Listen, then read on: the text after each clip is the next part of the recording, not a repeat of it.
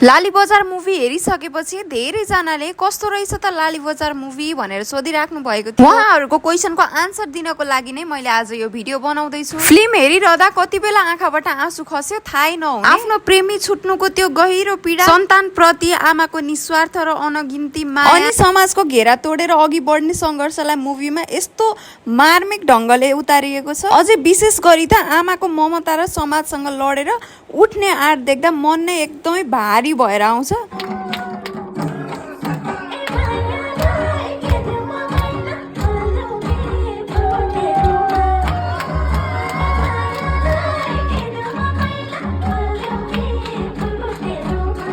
हलमा सबैजना यस्तो मजाले इन्जोय गरिराख्नु भएको थियो। मुभीको सबैजनाले कस्तो मजाले क्यारेक्टर प्ले गर्नु भएको, हामीलाई त मुभी हेरेको जस्तो फिल पनि भइरहेको थियो। हामीहरूलाई त मुभी एकदमै दामी लाग्यो। हजुरहरूलाई चाहिँ कस्तो लाग्यो कमेन्टमा भनिदिनु होला।